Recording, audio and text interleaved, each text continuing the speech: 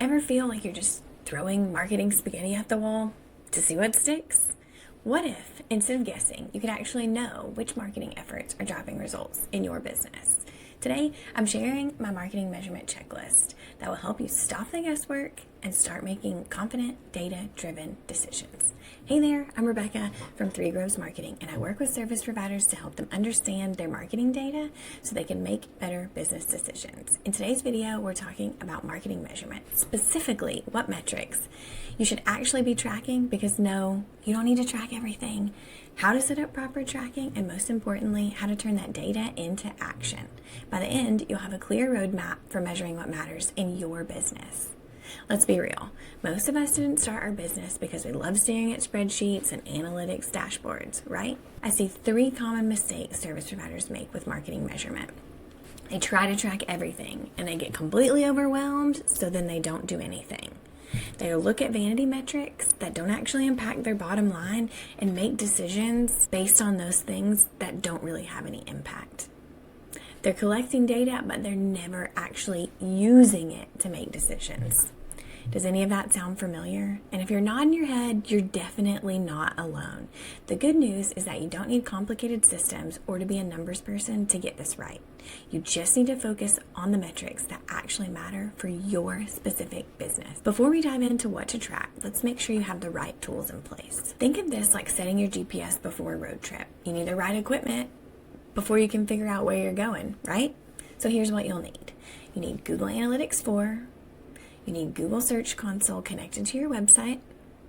I recommend a basic heat mapping tool. I recommend Hotjar's free plan to start. And you need a UTM parameter system for tracking your links.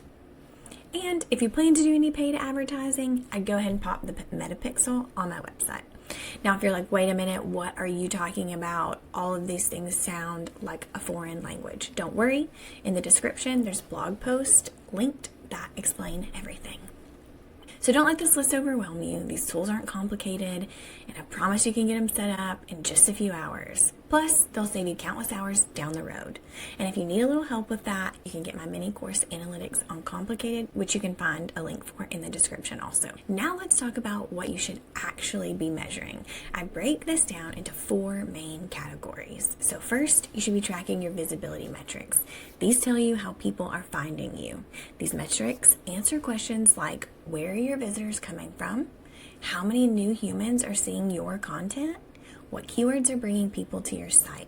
Examples include your website traffic sources, your social media reach, and your search engine visibility. The second set of metrics I recommend are your first touchpoint metrics.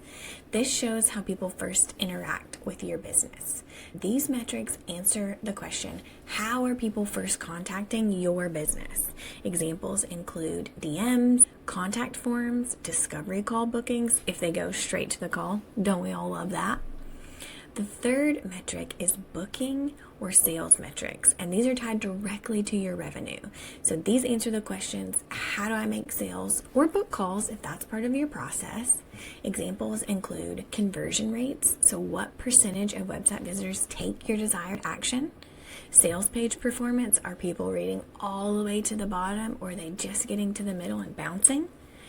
Booking system analytics, so how many people booked your call and then actually booked a service.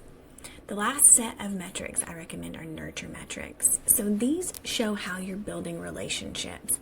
These answer the question, how do I keep the people that are not quite ready to buy from me engaged and connected to me? So examples include your email engagement rate, your return visitor behavior. Are people coming back to your website? Did they read something that they found really interesting and they wanted to read some more? And your social media engagement. So the key here is to pick one metric from each of the 4 categories to start. Don't try to start tracking everything at once. If you've made it this far and you're like, cool, Rebecca, but how the heck am I going to keep up with all these things? A marketing dashboard is how you're going to do that. So having a marketing dashboard is like having a control center for your business. It should include your most important metrics from each category, visual representations that make sense for your brain. Are you a spreadsheet girl? Do you like charts? Make it make sense for you. the ability to compare results over time. So you want to have a chance to be able to look at this period versus the last period.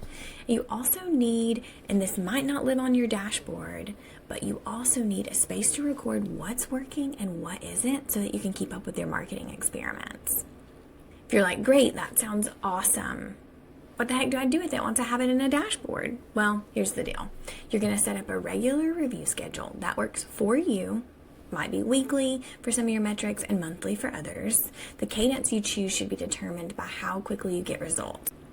If your website is brand new and not generating tons of traffic, looking at those metrics monthly rather than weekly might make more sense for you. All right, so this is the part that most people miss. Having data is great, but knowing what to do with it is the real juice. Here's my simple process. Set benchmarks for each metric that you're tracking. Review your data regularly. Go put it in your calendar right now. Look for patterns and trends and make one change at a time based on what you see. You also have to track the results of said change. So let me also tell you what not to do with your data. Don't track metrics just because you think you should. Don't get lost in vanity metrics. I'm looking at you, Instagram likes. Don't forget to consider seasonal changes in your data. What patterns normally happen in your business? Do you serve moms? Those ladies are generally really busy in August and May and June. You got to think about things like that. Maybe that's not your ideal client, but you have a seasonal business. So maybe you know that summer's going to pop off for you. Well, keep that in mind. Your business is different than your neighbors, and that's totally okay. Never make big decisions based on tiny data sets. So there's a difference between small data and tiny data, and we just want to make sure that we're not like, oh my gosh, 3 people did that. Now I have to make this huge change. Pump the brakes. You need a few more people to roll through there. All right, so let me show you what this might look like in practice.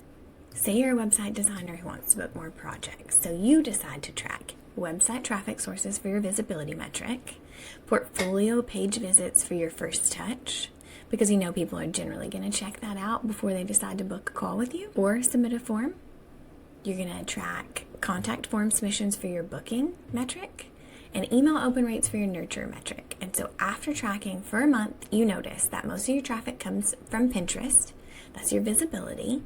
Most of the people who visit your portfolio page spend the most time on your branding projects. That's your first touch. Only 2% of your portfolio visitors submit a contact form. That's your booking metric.